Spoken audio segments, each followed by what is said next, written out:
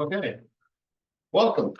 My name is Bob Chandler. I'm with the Education Committee here at RVAR. And today's presentation today is brought to you by the Education Committee. This is a hybrid class. The seats are in class. The other half are out there in Zoom land. So those of you out there in Zoom land, thanks for being here. For those of you on Zoom, please remember to keep your mute button. We really don't want to know what you're doing back there. So mute, please. There will be times during the presentation when we ask for questions. For those of you on Zoom, you can type in a question at any time you have it. Laura Benjamin's back there and she's receiving these messages as they come in, and then she will break in and ask them for you. So if you've got something you want to bring up, please do. We are recording today's class and it will be available for at least 90 days. They tend to last longer, but at least 90 days. Those of you in class, there is a survey form in front of you. Everyone got it, right? It's important that you have it because you can't believe unless you give it to me at the end. Okay. I really wasn't kidding. Unless I get it.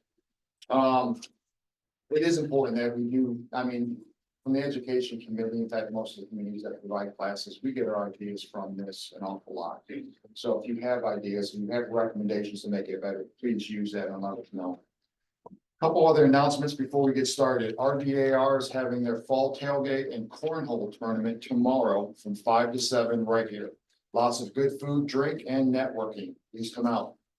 We have another class on November 19th. That's a Tuesday from 11 a.m. It's a flood class. It deals with the floodplains. We've got some people from the city of Roma coming down to explain some of that stuff and how it all works, how you argue it, how you complain about it, and what you can do about it. So it's a good class. Please come out there. Learn about flood risks, flood maps, and elevation certificates. Registration for all these are free.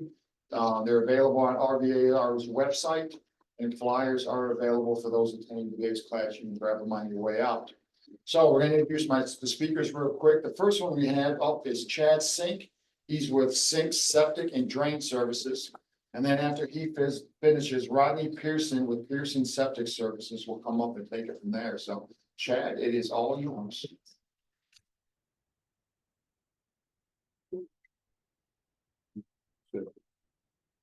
All right, so as he said, I'm Chad Sink. Been in the business for over 37 years. My dad started it that long ago. So family owned.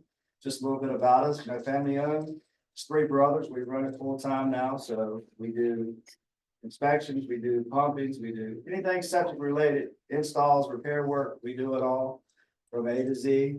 So just a little bit of backdrop about us. So today I'm going over the conventional side of the septic system. So we're going with the ins and outs of a traditional septic system. Traditional, that's conventional. That's pretty much what that means. So like I said, if you have any questions as we're going through these slides, guys, raise your hands. We'll take the question right then. So you know what I mean, on your mind, we'll get to it right then. So it's be short and sweet. It's nothing too fancy about it. So next time.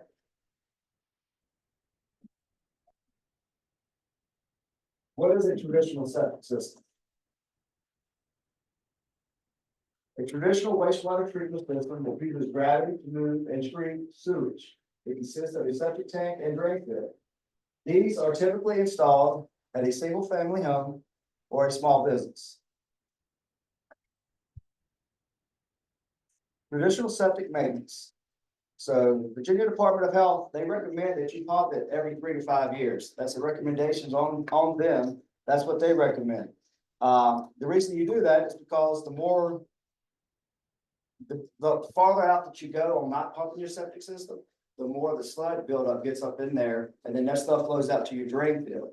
So that's the main reason. A lot of people, the old theory is you never have to pump your septic system. Well, that's not true. You do need to service. You need to maintenance your system. That's the life of your system. So also the use of water efficiently. The more water a household conserves, the less water enters the septic tank. Efficient water use improves the operation of a septic system and reduces the risk of malfunctions. So obviously, the more water you use, the more water is going out into your drain field. So you want to be mindful of that if you're on septic systems. Toilets are not trash cans, only flush human waste and toilet paper, you know, big thing out there, you know, you got all these flushable wipes. People, you know, hey, it says flushable, but it's not, they don't break down, so. You know, that's something that you want to be mindful of, maintaining the drain field too. Next, just. One of the most costly and unexpected costs with buying a home is the septic system. But with proper type of inspections, you can find those problems before the purchase is finalized. So there are several things to think about when buying a house with a septic system. You know, where's it at? How's the land lay? You know, if you're selling or buying a house and you're working for the client that's buying the house, you know, that's things you want to be mindful of. As soon as it says septic system, you should throw up a red flag for them, you know, letting them know, hey, where is the septic located? You know, has it been maintenance? How old is it? So forth like that. Next. How old is your current septic system? Is it new? 5 to 10, 40 to 50, or is it older? So, you know, that's stuff you definitely want to, you know what I mean? You want to know how old the stuff is. The older it is, you know, it's getting outdated. We see it every day. We're out in the field every day working on systems, even newer systems. They're not installed right. Maybe they didn't get inspected right. You know, it's so just because it's a new system doesn't mean that you shouldn't do a thorough inspection of it. You need to have the inspections done right. When was the last time the septic has been cleaned out? You know, it is best to have them every 3 to 5 years. Like I said, that's the health department. That's what their recommendations are. This keeps the sludge from getting to the drain field and causing a mess. So you see in this picture here to the right, so this is actually a D box. So you got your septic tank, it flows from there to a distribution box. And you see all these different white pipes coming out of this box. So this is where all the water flows out through the ground. So when the water flows out through the ground, that's what it's supposed to do. But when you don't maintenance your septic tank, it allows sludge to get into this box. The only thing that's supposed to come to this box is water. The sludge starts getting in here, it gets down in these lines, it clogs everything up. Once that happens, it's just a domino effect. Everything backs up from there all the way to your tank and then tank into your house. So that's one of the most important things for a septic system. It is cleaning the tank every 3 to 5 years. It really is. That's going to be the life of your tank. That's going to keep the sludge from getting down here and causing havoc into your drain field. What causes the sludge? So the question is, what causes the sludge? It's just the waste. It's built up waste over the years. It's just built up from the bottom all the way to the top of the tank. So you got to imagine the tank, you got a line, they're all the way up on top of the tank. You got an inlet and an outlet. So you got 1,000 gallons of it. So it takes a while for it to build up there, but it will build up over time. And then, so it's just a matter of what you're putting down, you know, so it can be grease, just a number of different things that's built up. Next. Oh, you already did, okay. What kind of pipes are going to the septic tank? So this is another question you should be thinking of for your clients, you know, types of pipes. Is it PVC, cast iron, clay, Orangeburg?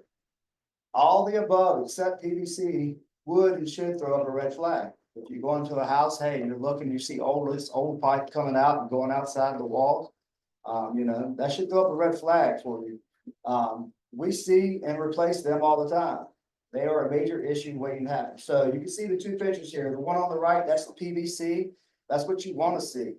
The one on the left, that's old Orangeburg pipe. It's actually paper pipe. It's made out of paper. You see how it's been egg shaped and it's just crumbling. So there's a lot of that pipe that's installed in this area. It's tons of it. So something you want to do. Is there an age where kind of the transition from clay to? So the question is, is there a,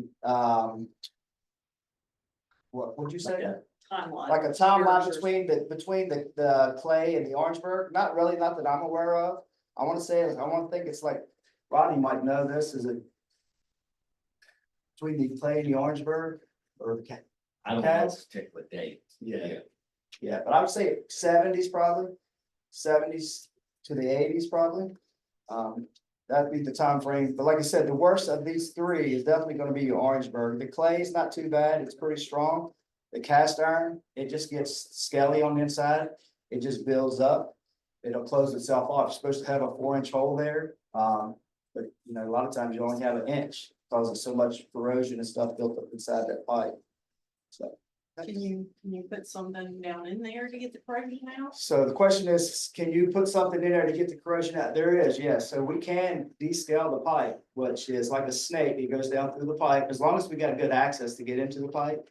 And what it is, it's almost like sandpaper. You would go inside the pipe and you would rotor rooter it out. And then what it does, it scales it, and then we come back with a jetter and we flush it all out. But the only problem is if it's really eat up too bad, you got to kind of be, you can't be, too extreme with it, because if it's already rusted and it's bad, you know what I mean, you could cause more damage than anything. You could make it, you know, fall apart even worse.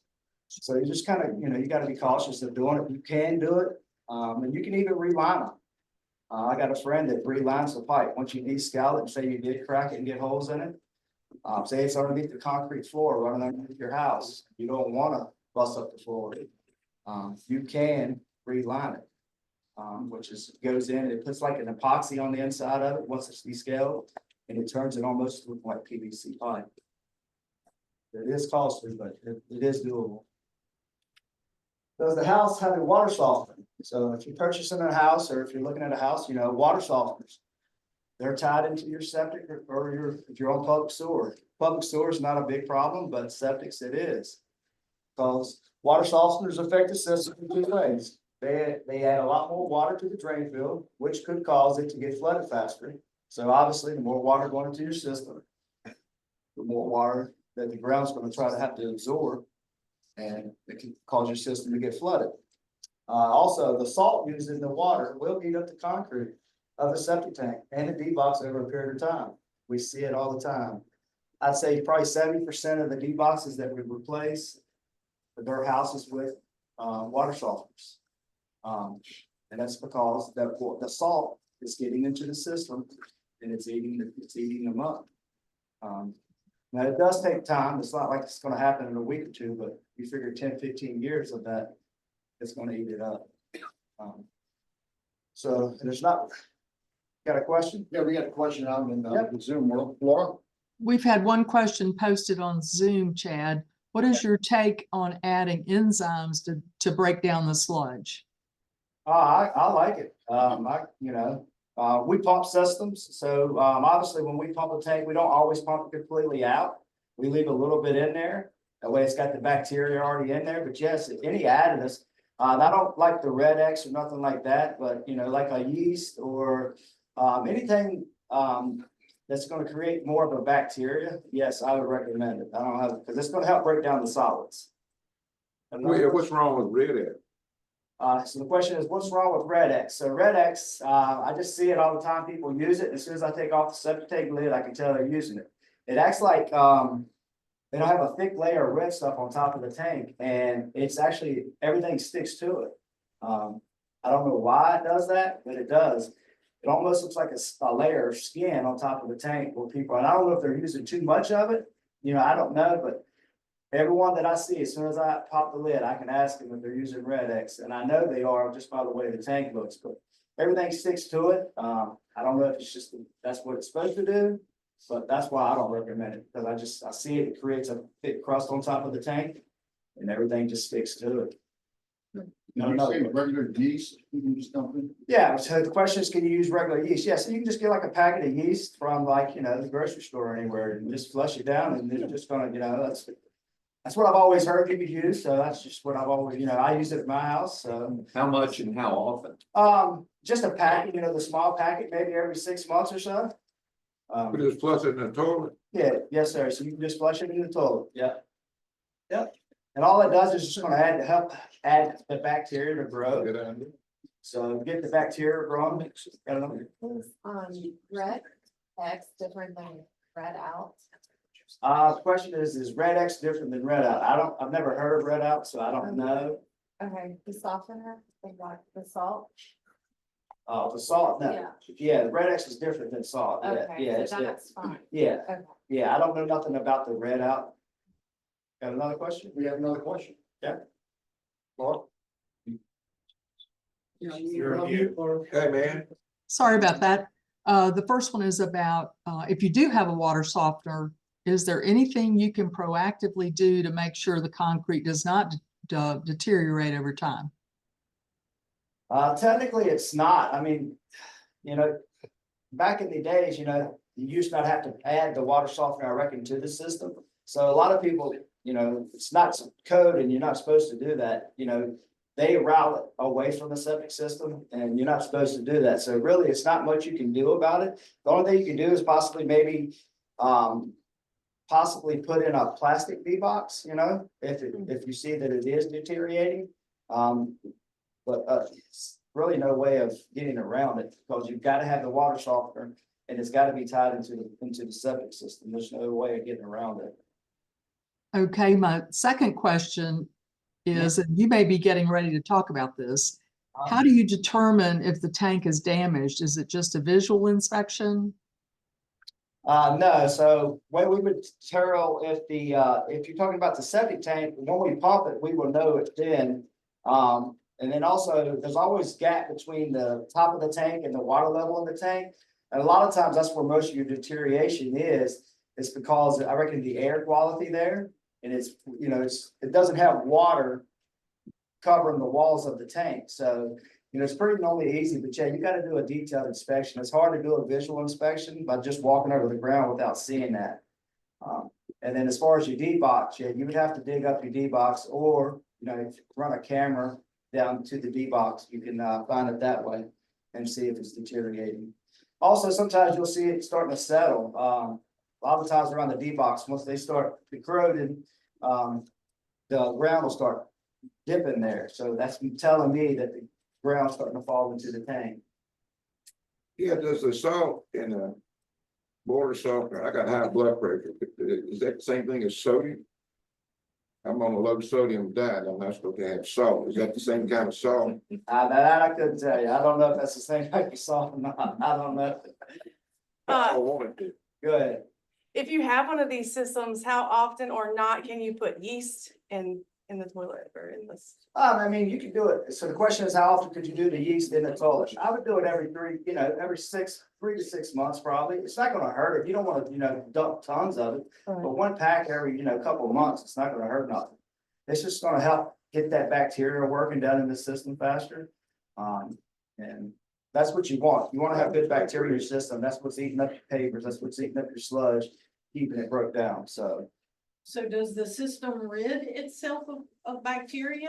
I mean, it's already down in there, right?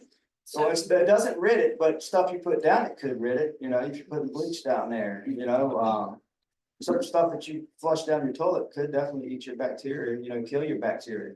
That's why when we pump a tank out, we always leave 6 inches or so in the bottom of it, because we don't want to take it all out, and then you have nothing in there to keep breaking that stuff down. Because as soon as you start using it again, it's coming in there. Go ahead. We tend to advise our clients that not to use a garbage disposal on septic systems.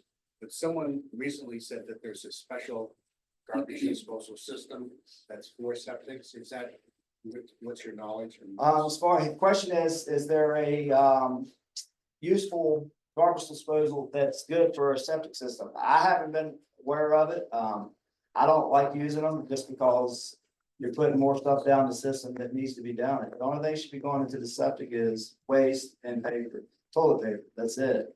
So now I haven't heard of one that's septic safe, I guess you would say. No. All right, we'll roll up. Next one. Are there any trees or shrubs located near the septic tank? Roots love the septic system. It can cause a ton of damage. So, if you're looking at a house or you're selling a house or you're buying a house, that's something you should be aware of. Where is the septic system at? Is there a lot of trees around this area? This is 2 pictures here. You can see here, the one on the left, that's actually inside of a septic tank. You can see the roots have taken it totally over. This one on the right, this is actually a distribution box. You can barely see the concrete here. You see this huge tree? This huge tree was right on top of the D box. We caught this in an inspection. We ran the camera from the tank to the D box, located the D box here in this picture. Obviously it was right underneath that tree. So we couldn't pop the lid to look in it for for the buyer. So, you know, they worked out the agreement on that, and then once they moved in, they hired us to come back out. We removed that big tree, and the D-box was gone. It was full of roots. Luckily, the roots hadn't got down the drain field lines. It was just created the problem right there, so we was able to put a new box in and remove that problem of the tree and got them back working. So do you do the whole thing? You said you took down the tree. You guys do that? Yeah. So the question is, did we do the whole thing? Yes, we took down the tree. We did it all. That was a monster tree. That thing was probably, I'd say 8 foot round at the bottom. It was huge. And it, like I said, you can see it. I mean, half the D box is still under. We couldn't hand dig no farther. All this out here on the left, we actually hand dug that just to prove, just to make sure that's where the D box was. Cause that's where our camera was showing it was, but we was like, man, is it really there? But yeah, it was there. Next. Types of septic inspections. So you got one, it's called a visual inspection that we offer, where the inspector just walks around the yard, flushing the toilet, we'll flush down the toilet. And see if the water is visible anywhere, say if they don't have a riser or nothing, the septic's not visibly got in like a side hole or access above ground where we can take it off and look at it. A visual inspection, it's just, I don't like doing it, to be honest with you. I don't, but a lot of times that's all it's required. Cause you can't see what's under the ground. You're just there, you're flushing dye. Yeah, everything's going down the toilet fine, but like that one with the tree just now, we flushed, and everything's gonna look fine, but it really wasn't. So that's a visual inspection. A detailed camera inspection. That's inspection, inspector will run a camera down the lines going to the septic to the drain field. So from where it comes out of the house, all the way to the tank, you're getting all that pipe and scope. You're actually looking at that pipe, the condition of it. What type it is, you're gonna know all that. The inspector will dig up the septic to verify the location and the water level. So as soon as we take off the septic tank, if somebody's living in that house, as soon as we take off the lid, we'll know right away if there's any issues, major issues going on beyond the tank towards the drain field, just by the water level of that tank. If it's any water sitting above that flow line of the incoming line, that's immediate telling us something's restriction outside from the tank towards the drain field. So, we'll inspect the T's. Each tank's got a T on the incoming and the outgoing side of the tank. We'll make sure that that's there. Inspect the distribution box with the camera. So like I said, you can see in this picture here, the one on the right. So we actually ran the camera. This is the job we ran the camera. See this X out here on the first picture? All right, the square out here next to the fence, that's where the septic tank was. This is all after we dug it up. We ran a camera from there all the way to where this D box is, which is the X. And this is roots inside this D box. And it ain't nothing there with these bushes. But like I said, the camera showed us right away, hey, there's roots in this D box. So, and then this is more costly up front, but potentially save the home buyers lots of money. You know what I mean? Because well, we'll go over here in a minute, but the septic tank, I mean, it's very costly if it's bad. I mean, you get a new home buyer, just bought a house, first time home buyer, and they get into this house and they didn't do a full inspection, then they could be looking at $20,000-$30,000 of a septic problem. And that's not what you want to do. So, all right, next. So this is some more issues. I got tons of pictures. I'm just gonna run through these and kind of show you what we found when we're doing inspections. The one on the left, this is actually the septic tank. So we ran the camera, we did an inspection, we dug up the tank, we was gonna run the camera. This pipe is going, the one all the way on the right, and your left, is going to the D box. But that pipe wasn't even connected. So anytime when this tank was full, water was just running into the ground here. It's not even making it to the drain field, to the D box. The one beside it, there's some more roots in it. One on the right, this is just an inspection that we did. We just located the tank, we pumped it. There's no major issues with this one, but just showing you kind of what it would look like if you do an inspection, a detailed one. We actually outlined the tank, show you where everything is. Next one. Here's some more roots. So this is why we don't like to see roots, trees around tanks. So this is two different distribution boxes. The one on the left, you can kind of see it's like they're looking down in it. You see all the lines. And then this is from the side view looking into the lines. There's no way anything's gonna flow through that. Only water's supposed to flow through this. But you see down at the bottom, all the sludge too? This is why we recommend pumping the tanks. Yes, sir. How many lines leave the distribution box? All right, so the question is, how many lines leave a distribution box? Just it varies on the size of the house, how many bedrooms. I think it's based on bedrooms now, right, Rodney? So it's what based is it? on bedrooms, so it You could got be 4 bedrooms, what does that mean? 4 bedroom. Based on the perk rate of the soil and the line. So it's based on the perk rate of the soil. Some of them have 3, some of them have 10. I've seen as many 10 to 12 100-foot lines. Really? Yeah, so it just varies.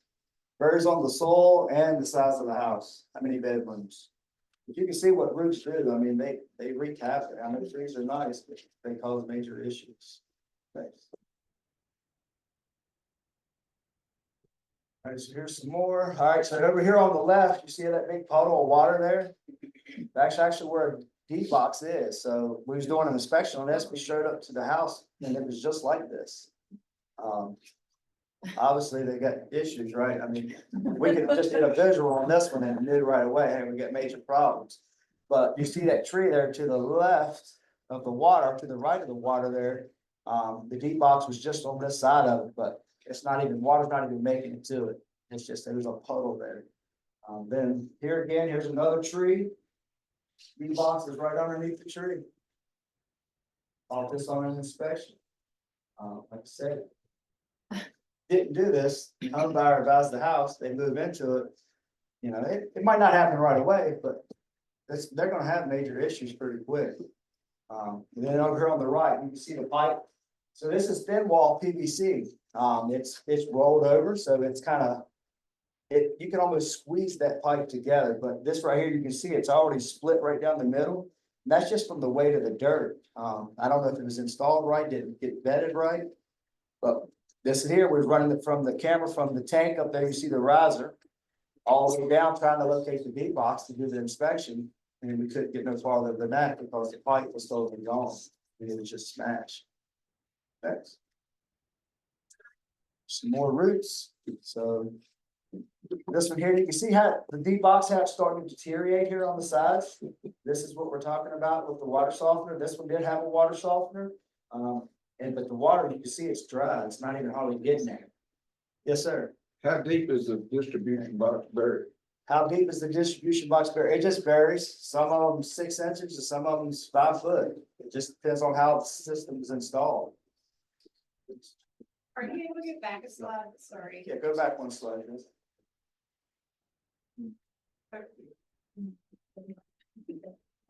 They're going forward. Yeah, go forward. Sorry. Anyway, my question was, sorry.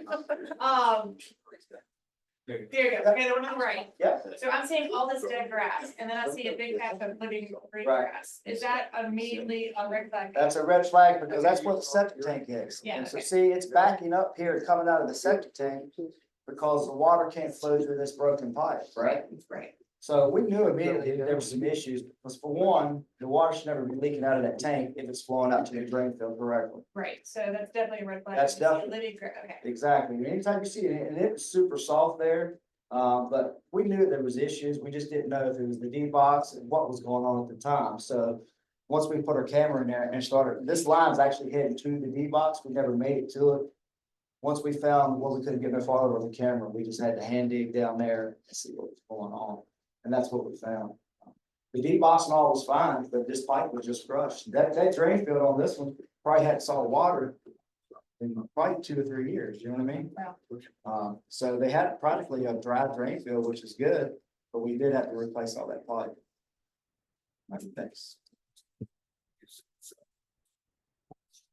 All right, so here's some more. So here's a D box on the left. So obviously you can see all the sludge and stuff in it. You can't even see the lines, right? Over here on the left, I mean, yeah, y'all's left.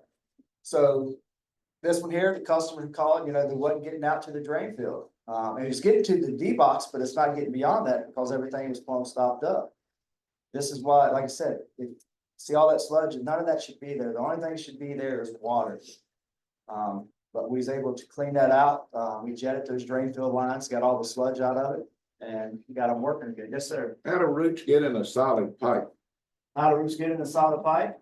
Depends on what kind of pipe it is. Most of the time, we don't see it in PVC, but in like the Orangeburg or anything, they'll just smash it. And then like the clay pipes and all, they'll grow into the joints.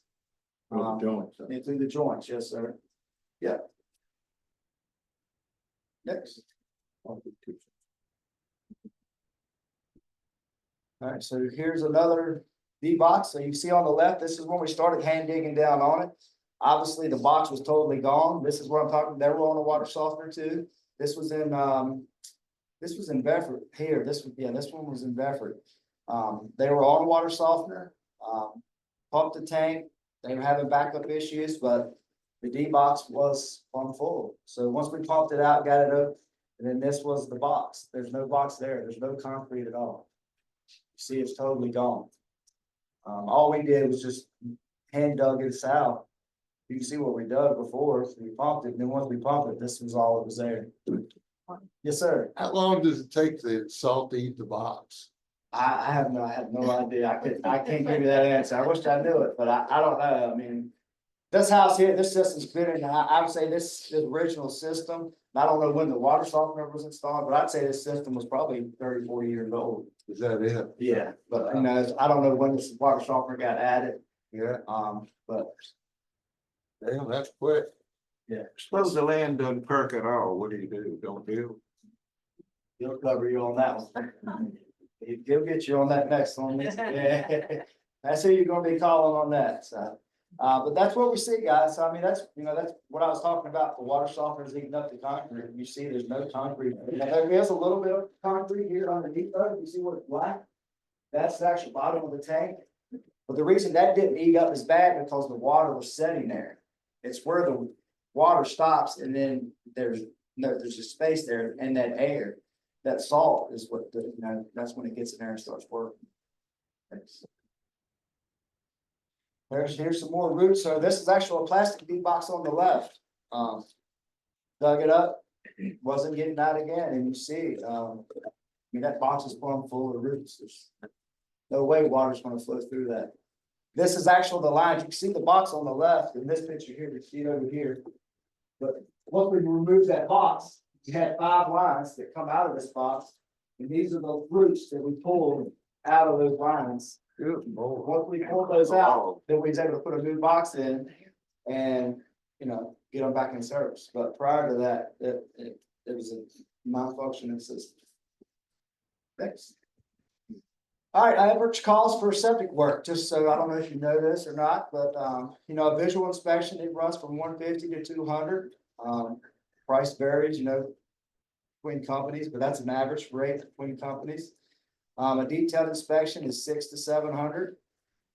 Like I said, I went over both of those different types of inspections that you should be getting, and then pump tank during inspection is 350 to 450, just depending on how deep it is and how many gallons. D-box replacements anywhere from 15 to 2,000. Septic tank replacement, say it's just the tank's bad. The drain field's good. Say if the tank's collapsed or it's full of roots and you got to replace it's cracks, leaking, you're looking between 8 to 10,000.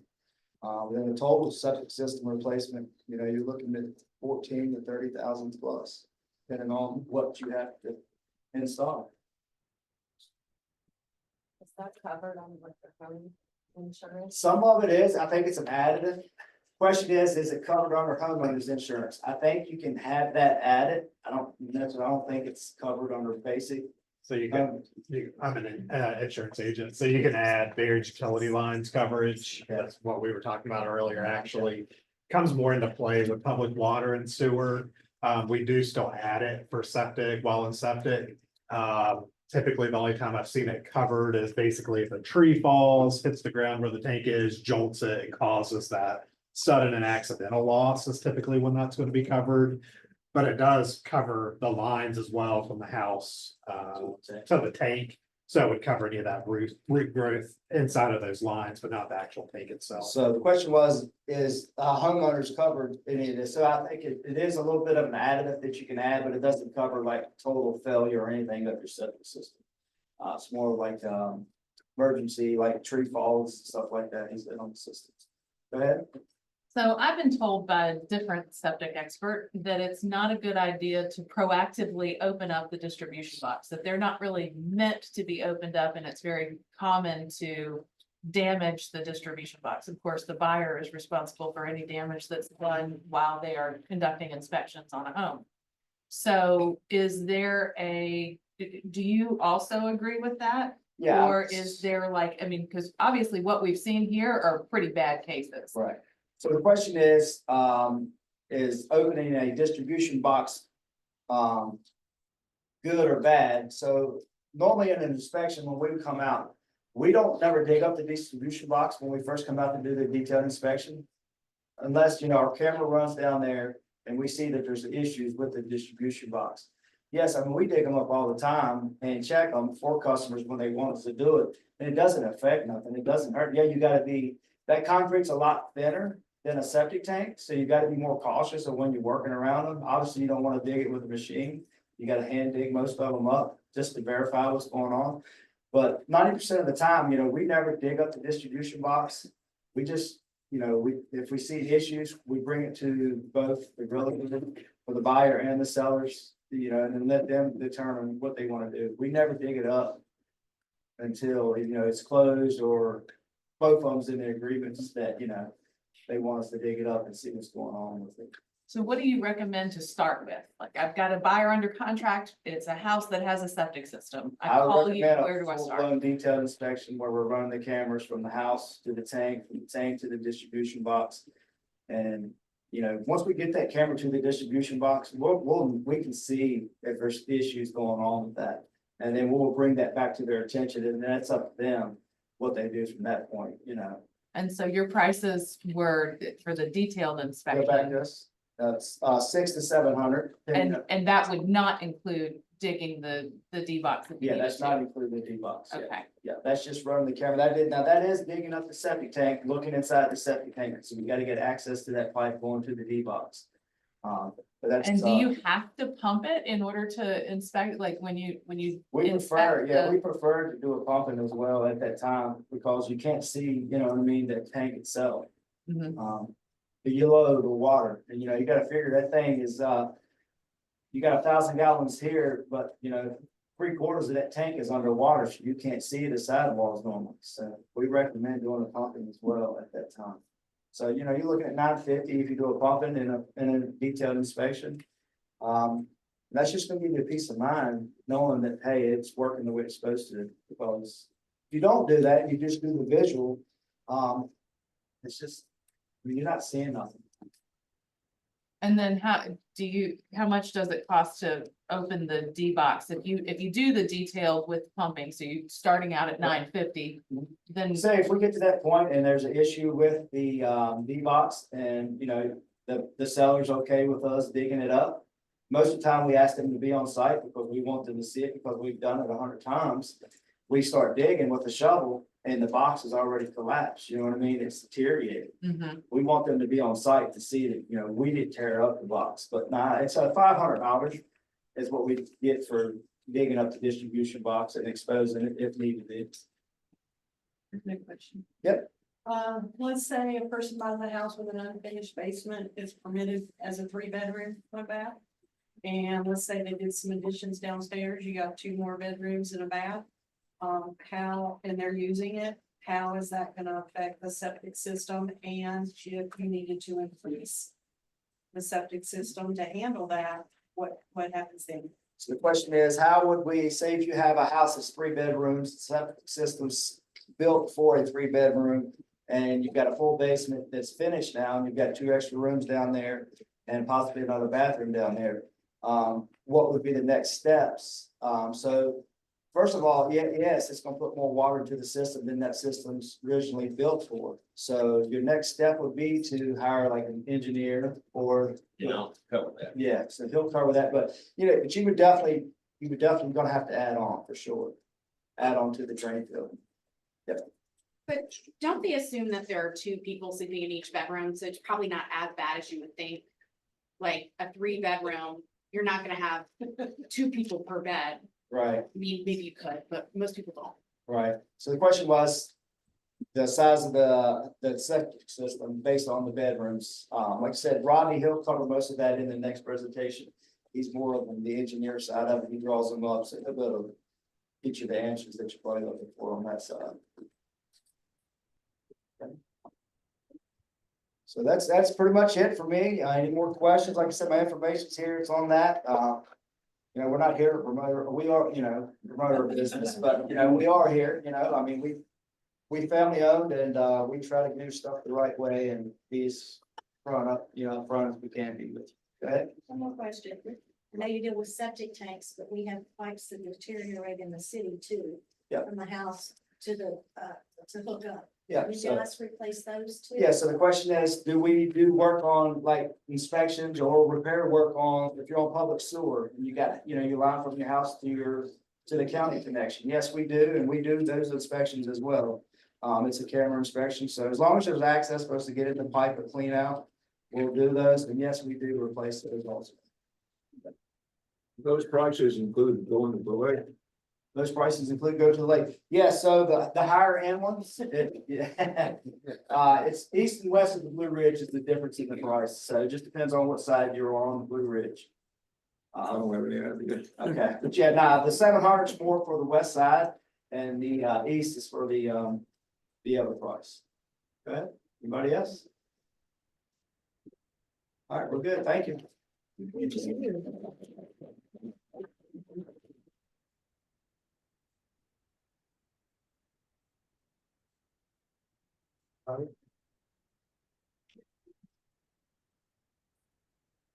Oh. Yeah.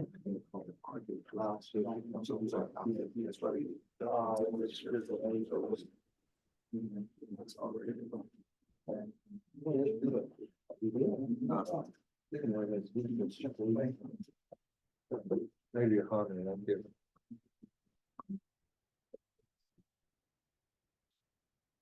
Good morning. Again, my name is Rodney Pierson and I own Pierson Engineering and Surveying.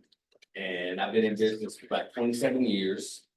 And one of the engineering services that I do provide is on alternative septic systems. Now, I think in the flyer that you might have received, it talks about traditional and non-traditional septic system. For non-traditional, you can also put in the word alternative. And the difference in the two is a traditional will be a septic tank and could be a pump tank and just regular conventional lines, which is a trench with pipe and stone. That's a traditional. If it's anything different, that would be an alternative. And typically that's where I come into play for us, where I would, as an engineer, be called by a homeowner or soil scientist to get involved. So that just to start off, that's the difference in a traditional and a non-traditional alternative system. Now, as we're going throughout today, I'll have my slides up, but after this presentation in the next few days, we'll be emailing out a more condensed version of this to some of the more important things that we went over. Obviously, this slide probably is not going to make the top 10 of what I present, but we will be sending something out. Also, Chad mentioned inspections, and that's very important. And I know as far as real estate agents and you go into property, I'm sure that's one part of the total process that can give you a lot of anxiety. Because you can't see it. You know, one of the in the brochure or the email you got, it said dirty little secrets. A septic system is a dirty little secret. It could be a big dirty little secret. But one of the things for us is the inspection, you as an agent for the buyer or the seller, one of the first things you can do is call the health department And even before Chad or someone like that gets there, under the Freedom of Information Act, you can call and get everything that's in the file for that property. And so I would suggest soon as you maybe have it listed, that you would call. It's about a $10 fee. You give them your email, it takes 3 or 4 days, and then you have that information and it will tell you what all is there. And that will be important for Chad, or when they come, to give them a little heads up on what's going on. Now, if it's an alternative system, also your title report should catch that. Years ago, when they started doing alternative systems, the health department created a form that the homeowner or the landowner had to fill out, get notarized, and take to the courthouse to get recorded. And so when you do a title report, that will pop up. Now, when alternatives first started, maybe 20 years ago, and maybe for a couple years there probably wasn't, the health departments weren't quite as diligent on making sure those were done. But today, you will not get a CO on your home until you take that paper, if you have an alternative, and have it recorded. The health department's not going to release it. So that's 2 things you can do right off the bat to find out what type of system you have. Now, just going to that question while that was still hot about, you have a 3-bedroom house, someone lists a 3-bedroom house and they buy it, and then they come to you later, or maybe the buyer wants to add bedrooms to that house. Under the health department standards, each bedroom is considered to have 2 occupants. Now, granted, we know a lot of, families with 6 people do not need 6 bedrooms. But what the health department and the county are looking at is that if a room has a closet, they're going to consider it to be a bedroom. They're going to consider 2 people in that bedroom. So a 3-bedroom is going to have 6 occupants.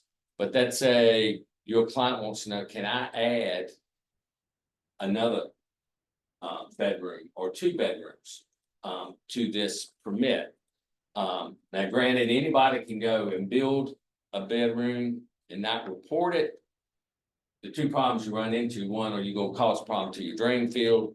And second is when you go to sell that house, county's going to say it's a 3-bedroom house, and you're going to say it's a 5-bedroom. And they're going to say, no, it's 3-bedroom. It's only what you were inspected for. But let's say you want to add a bedroom. We can add 1 bedroom by just doing a conditional permit. And what that is we just fill out a form that says that you have 3 bedrooms with 6 people. We're going to add a 4th bedroom, but we're going to still say it's a maximum of 6 people in the house. And you say, well, that's good. What if I have 6 people and we have an extra child? Are they going to kick me out? No, that's just something that's put on your permit, is that you have a 4-bedroom house, but it's limited to technically 6 occupants. And the only time that will come up is when you go to sell that house, is that you have to acknowledge that it's a 3-bedroom house or a 4-bedroom house with a maximum occupants of 6. Now, if you want to go 2 to 3 more, add more bedrooms, then we might have to do something else to your drain field or to the system to bump you up. And I'll talk about that in just a few minutes. So, talking about traditional and non-traditional, I want to give you just a little background of how do you get to an alternative system? So if you look at the slide I have up there, you'll see that's a yardstick. The ribbon at the top shows that you need about that much, which is 36 inches. You need about 36 inches of good soil to have a regular drain field. Anything below that, and between that next ribbon at the bottom, which is at 13 inches, if you have anything in between that, you're going to be talking about an alternative system. And alternative system can be various types, but we can install install a system is as shallow as 1 inch in the ground. You still need 12 inches of dirt under it. So technically, if you have 13 inches of dirt, we can install, or I can design, and someone like Chad, they can install a alternative system for you.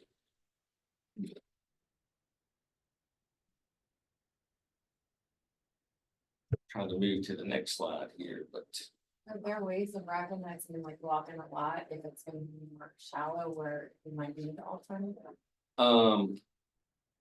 I can address that. Okay. Give me just a second. For some reason, the slides are not moving.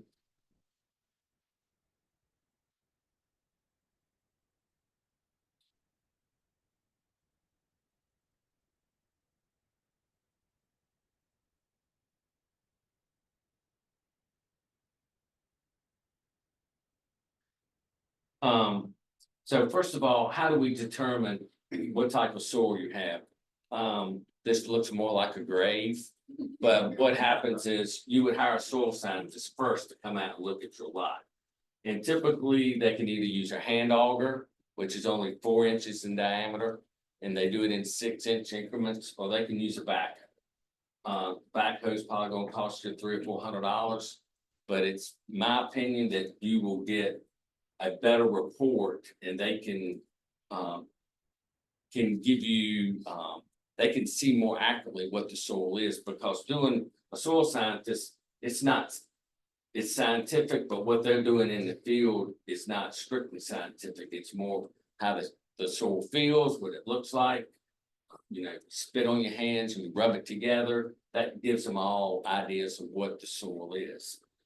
So this is a local soil scientist, Karen Scott.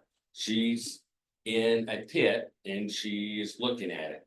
And you see that she's got a screwdriver in her hand. She's breaking the side of the wall off that they dug to see how that soil looks. If you look right in front of her face, there's a cloth tape. She's measuring how deep it is. So if you have at least 36 inches of good soil, you will be saving some money because you'll be a conventional system.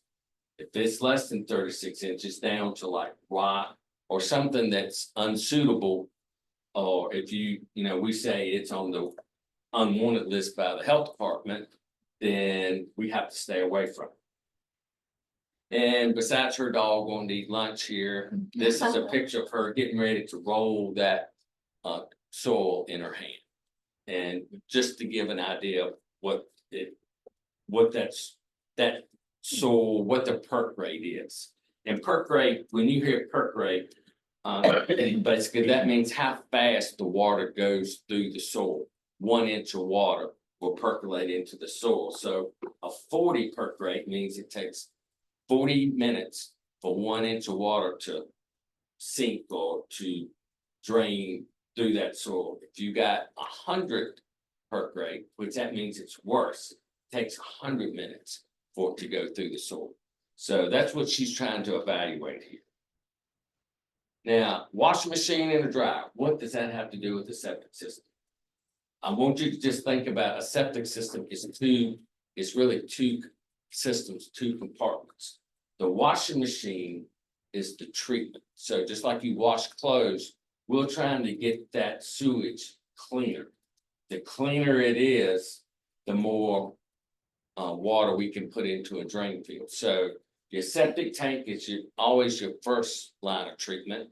And then secondary treatment, which we call it pre-treatment, that would come after that. And then we would go to a drain field or a drip field, and the dryer is actually the drain field. It acts, we want to say drying the water out, but basically trying to get rid of the water. So when you think about a septic system, think about it being, it's cleaning it up first, and then we're trying to get rid of it, put it in the drain. Goldfish. What's goldfish have to do with the septic system? Just like these goldfish are eating fish food, bacteria is what you have in your septic tank. Billions and billions of bacteria are consuming the waste. So what we want, and it's just naturally occurring bacteria that are in our bodies. So what happens is that, you start a septic tank, it starts, filling up, and that bacteria start working. And they consume the waste. And, they eat it, and actually they grow and they die, and bacteria eat them, eat the ones that have died off, but it's almost like a living organism that it's consuming the waste that's coming in. And so, as Chad mentioned about prop yeast, all you're doing is adding like plant food or fish food to that tank. You're giving it something that create bacteria that consume the waste. These two gallon jugs here. The jug on the left is if you had what I would consider good soil, but you had a conventional system. That's how much water you could put per square foot of your drain field trench. Coming out of a septic tank and draining straight into a drain field. But if I put a pre-treatment tank on it, that again, it's a process that goes through and cleans the water up more. Per square foot, I can put what's in the second jug. So I can put more water per square foot. So the question was before, let's say I want to add, say I'm down at Smith Mountain Lake, and we do this all the time. Somebody's got a 3-bedroom home and they want to go 5 or 6 bedrooms. We even get requests to go to 8, but nobody wants to add on to their drain field. So what we can do is we can add a pre-treatment tank, and actually in the same footprint of that drain field, we can go from the jug on the left to the jug on the right, the amount of water we can put in per square foot. So we can automatically bump them up. From 3, I can almost guarantee we can go to 4. It's at least a 50% chance we can go to 5. And depends on if the soil is really, really good, we might even get to 6. But it's by adding a pre-treatment tank. Again, remember that a fish tank, we are just treating that sewage and getting it cleaner, where we can add more water per square foot. One of your questions about doing an inspection. If you have someone to come out and do an inspection, and they have to dig down 12 inches or 24 inches to get to the knockouts, what we call the knockouts, the openings in the septic tank. I would recommend, it's going to cost a little more money, but to put risers instead of backfilling put the knockout, which is just a square piece of concrete in top of the septic tank. Instead of just putting that lid back on and cover it with dirt, because we know what happens if it's something hard for us to get into. We're not gonna mess with it. You're not gonna go and check on it. But if you have risers, a minute a piece, take out 4 screws, you're looking down into your septic tank. And so one lid is great. Actually, 2 lids is wonderful because you can put a lid over each T. And a lot of times in your septic tank, that's where, especially as Chad mentioned, the wipes, they'll tend to collect at the T and then they'll dry out. And then they can set up and block the line. And then next thing you know, you got a blockage in your house. But if you have a riser like this, you take the screws off, you can look down in the tank, once a month or every couple of months. And let's say if that issue is happening, all you gotta do is take a pitchfork, reach down and grab whatever's trying to clog that T, take it out, put the top back on. So that's something I recommend if you can do that. Now, pre-treatment systems, just wanted to give you an idea of what they look like. This is a pre-treatment tank here. The AS means AquaSafe. The 500 means it does 500 gallons per day. And if you look on the top, that little box that's on the left, that's a blower. And it's basically just, it's a 0.5 horsepower motor, runs off 115 volts. And most of them run 24/7. It's about, well, it depends on the electricity rate, but an average of $10 a month to your electric bill. But it works like a fish tank. It takes air and it takes it down to the bottom of the tank. And then it lets it bubble back up to the top. And that does two things. It keeps the bacteria in the water moving around, but it also gives oxygen to the bacteria so they can live. And just like that fish aquarium, they can consume the waste. This is just another picture of that same tank, that circular aluminum piece, that's just a vent. This is actually an Advantech system here. It's another pre-treatment type system.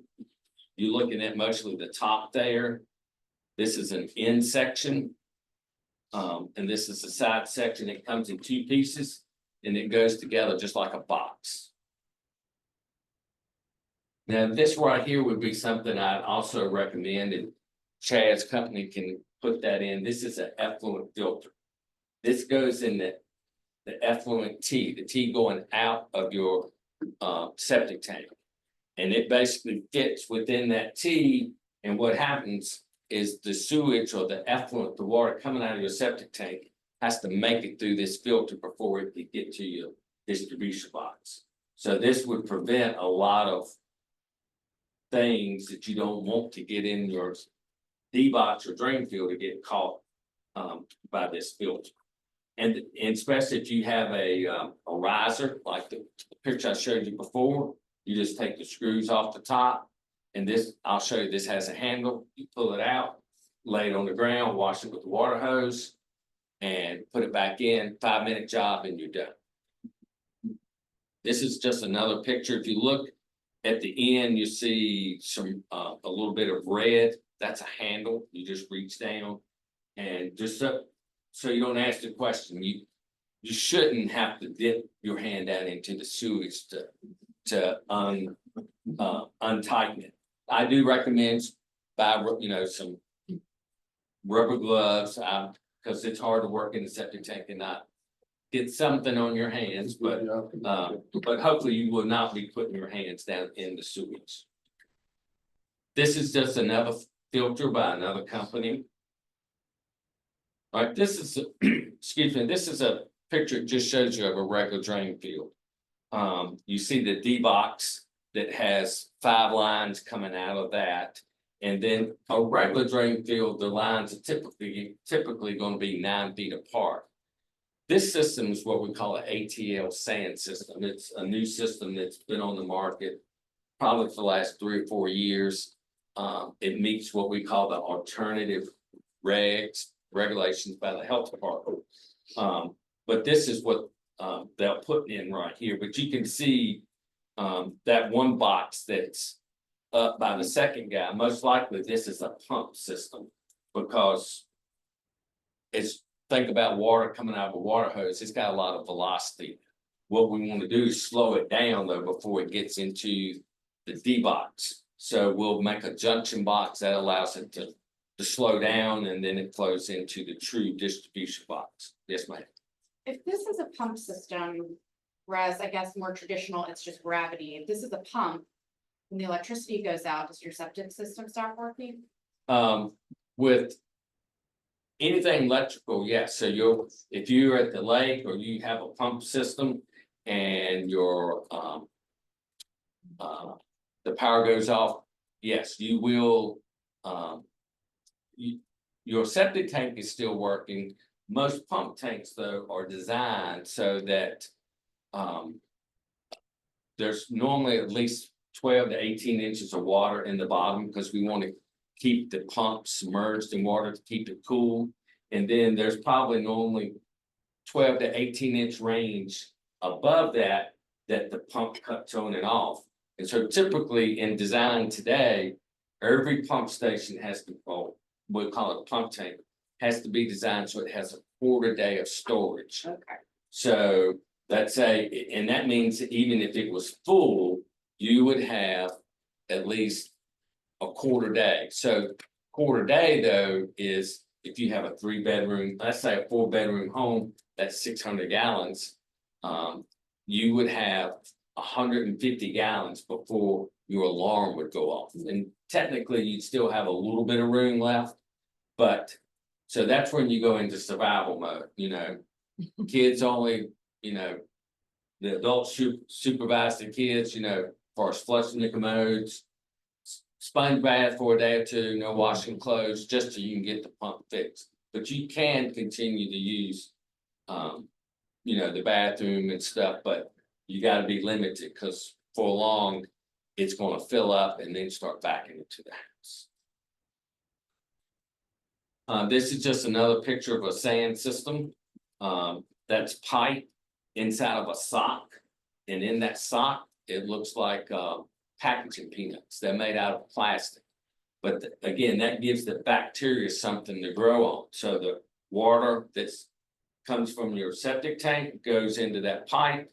And then it has to work its way through that media to the edge of the sock. And that's where all these little bacteria just sitting there starving to death, waiting for that waste to come, and then they catch it and consume it.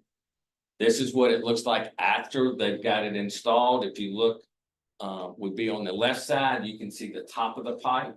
So they put sand to the top, and then sand goes the rest of the way down. Yes, sir. Yeah, Laura has a question for it. Oh, we've had a question posted on Zoom. Is a pump system the same as a grinder pump? Yes, but you would, technically a grinder pump is used to grind solid waste. You could have one in a pump tank, but typically you would want what we call an effluent pump. An effluent pump just operates better, but people use grinder pump and effluent pumps interchangeably, but basically they're the same.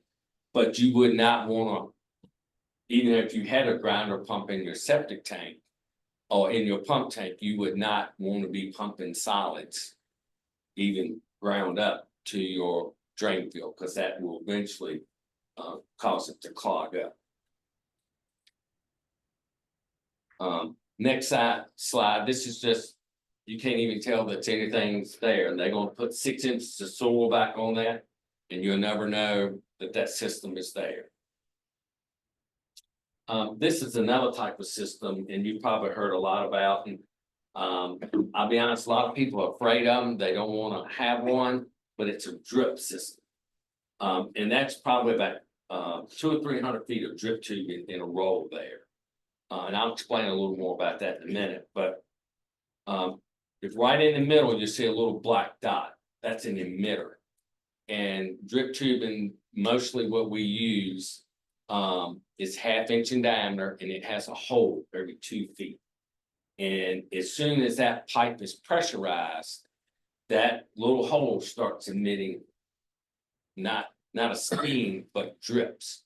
And each hole will drip a 1/2 gallon an hour of water. And so that goes into our design calculation, but it's the same type of drip tubing you might see at Lowe's or the nursery.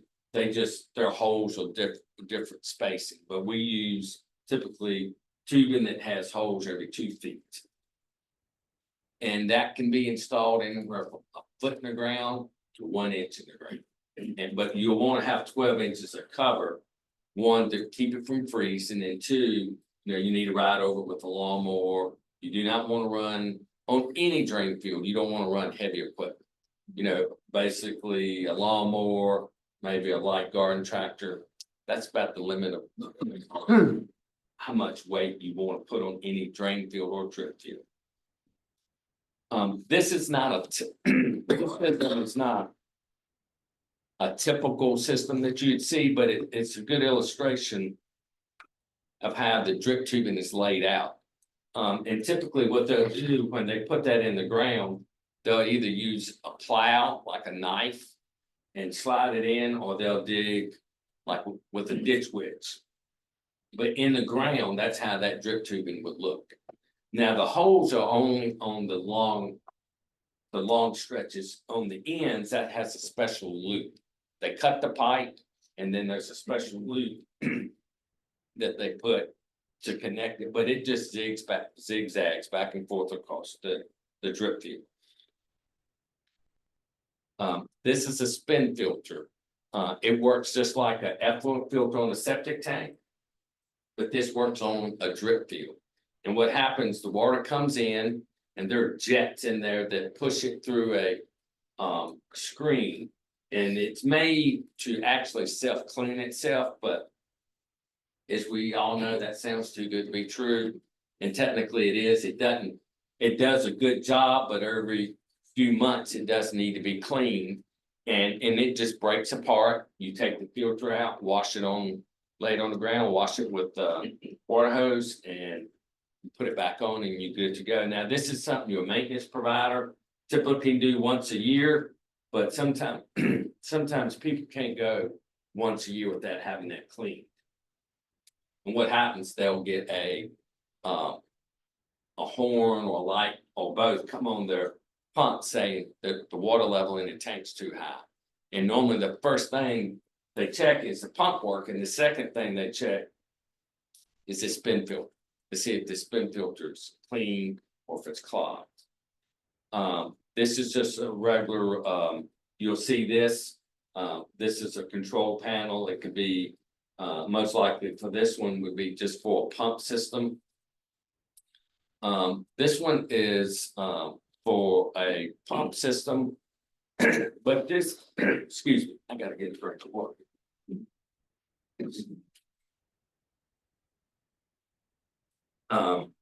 Thank you. This is, it says monitoring system. A lot of these go on or go in systems at the lake when you have people that live in New York, Georgia, wherever, and they have a lake or have a lake house, and especially if they rent it. They don't want to be getting a call from somebody saying, hey, my sewage is backed up or there's something's wrong. Well, what happens with this system, it actually works off of Wi-Fi. It will call the maintenance provider and let them know that there's something wrong with this system. So the owner of the home that might be in Georgia, he or she never knows that there's something wrong. It called the service provider and say, hey, I'm having this error. Is it something you can do? Sometimes they can do it actually over the phone. The control panel can receive information, or at least the maintenance provider can narrow it down to 3 or 4 different possible problems and bring that equipment with you. Yes. Here we have another question from Moore.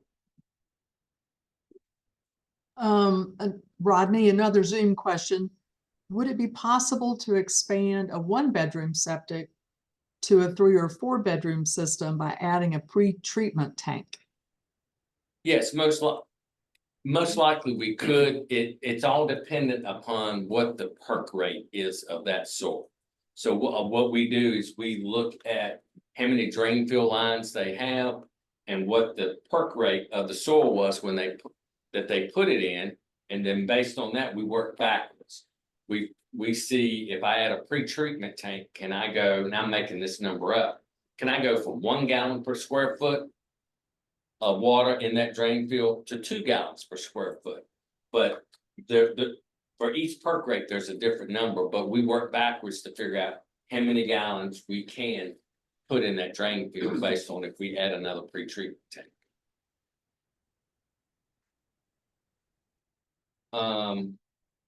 Everybody knows these items. What happens when you give a kid sugar? You know, they get real spastic, they won't sleep, you know, and well, we say kids, adults are the same. So, but all these 3 products, and not all of them have sugar, but you know, I've lived in an apartment, lived in a city. If you have a gallon of milk or you used half of it, you got a gallon or half gallon left, what do? Pour it down the sink. You got a 2-liter Coke and you only drank half of it, it's flat. You pour it down the sink with, and not say that, you know, good or bad, but if you have any type of, if you don't have public sewer, anything other than public sewer, you don't want to pour any of these down the drain. Because like the soft drinks and the orange juice have sugar, that excites the bacteria, and that can actually, you know, like at the lake we had an algae bloom, it can create bad things in your septic tank. Milk is hard for bacteria to digest. They don't like milk for some reason. So, in the mornings, when you have your cereal and you got a little bit of milk, don't dump it in the sink. Put it in your, if you got a few paper towels in your trash can, they will absorb it. If you've got soft drink, orange juice, milk, take it out in the yard somewhere. If it's too much to put in a garbage can, but do not put it down your sink. Garbage disposals are not bad, but we tend to take our plates and, especially Thanksgiving. We might have guests that come in that live in the city. We have to run to the sink first because they want to start scraping everything in, turn the garbage disposal on. You don't want to do that. You want that plate to almost look like you could put it back in the cabinet before you put it in the dishwasher. That's how clean you want to wipe it before you put it in the sink to wash it, or you put it in the dishwasher to sink. Yes, What sir. about alcohol? Alcohol, the question was, what about alcohol? Pouring it out. Beer all the time. Vinegar. Both, the question was about vinegar. Both of those, vinegar will, it can be used as an antiseptic. It can, kill cells. Vinegar, you wouldn't want to dump that. You wouldn't want to even dump alcohol. Anything other than flushing your toilet and,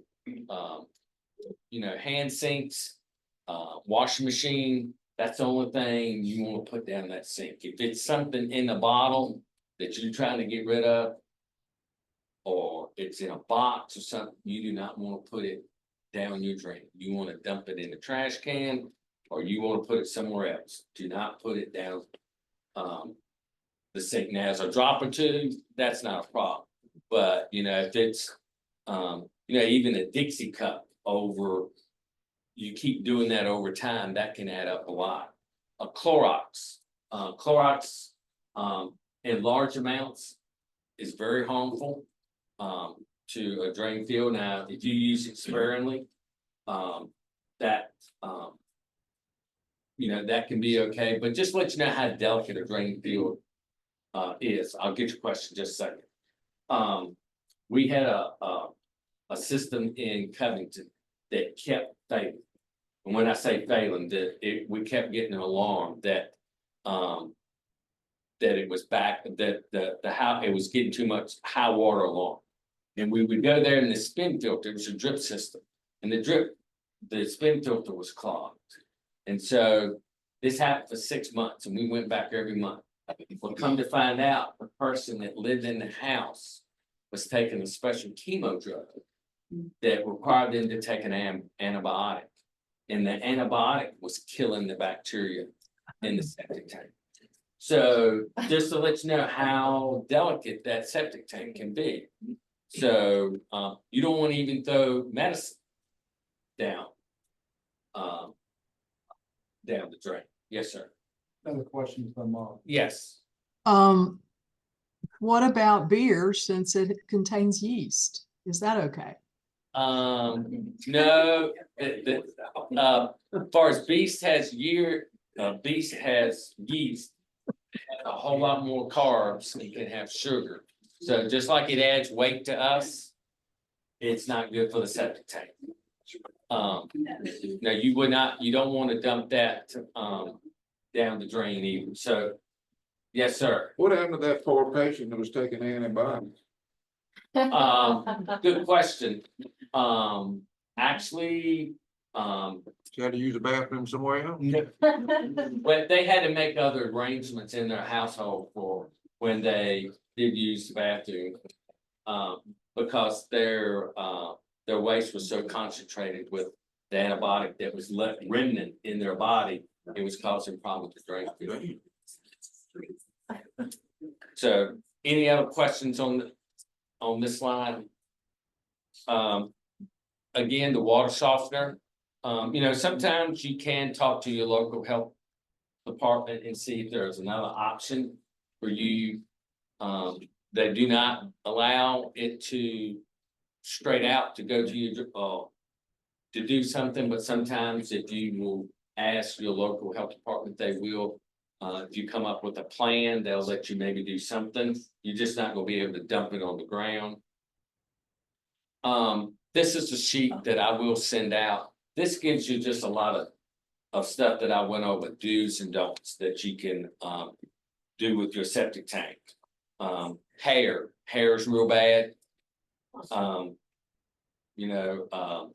Paint, grease. Again, you want your plates, pans to almost look like you could put them back in the cabinet before you wash them. They need to be that clean.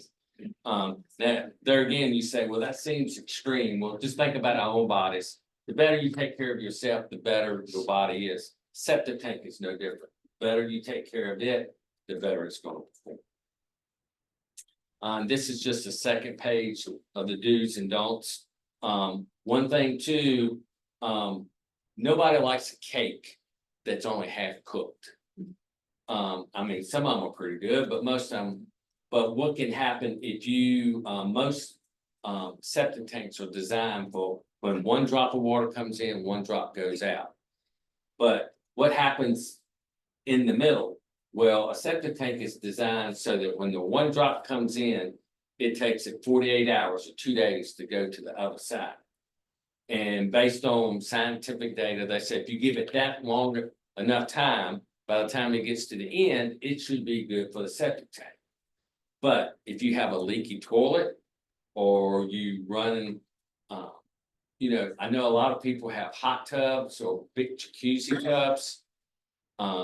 They can cause a problem with the drain field because if you put so much water at one time, it cuts that 2-day time from one side to the other down to 1 day or half a day.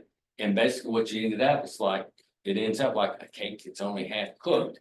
It had that the waste has not had time enough for the bacteria to consume it and clean it up enough. So that when it gets ready to go to the drain field, it's not as clean as it should be, and then you end up with D boxes that look like the ones that Chad showed. Some of these are maintenance items. If you have most pre-treatment tanks work off of a blower, all the blowers are gonna have vents. Number one problem with those is people mow right up beside it, throw their grass clippings up against it, and they clog the filter up. Or when I say the filter, it has a little screen there, burns the motor up. That's automatically a $1,500 fix. So you want to be sure to keep those vents clean. Again, there's a effluent filter. You like to use one of those if you can possibly. And that's a spin filter. And so that's all of the presentation I have, but what questions? Yes. So when is a situation where we would want to call you versus a traditional, like a Chad or Hall septic? Good question. The question is, when would the engineer get involved? Typically, Chad is always going to be your first person to call. I only get involved on the design end.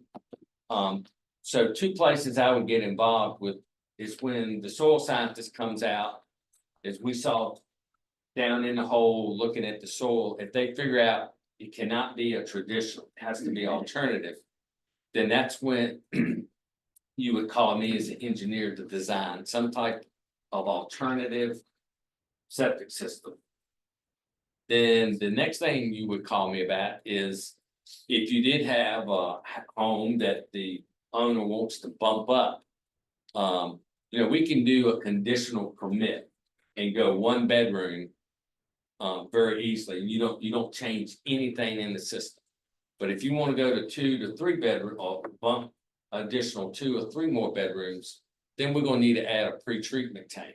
And that's when you would give me a call and I could work with the homeowner or whoever to get that designed.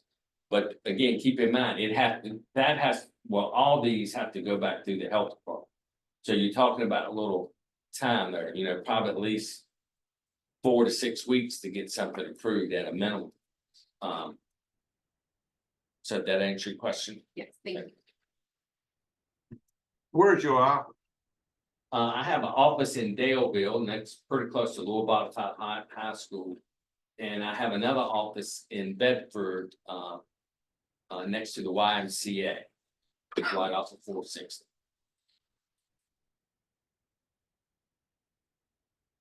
Any other questions? Thank you very Y'all much. ain't screwed. Thank you. Great job by both of them. So it's not there. Don't forget, it'll be online for at least 90 days. Some of the stuff you may want to go back and look at again, there's a lot of information there. And check our website to see what other classes we have coming up. Now, as I mentioned before, no one leaves without turning in their survey. So those of you that are in the classroom, we got a little work to do. The rest of you guys, thanks for coming. Thank you.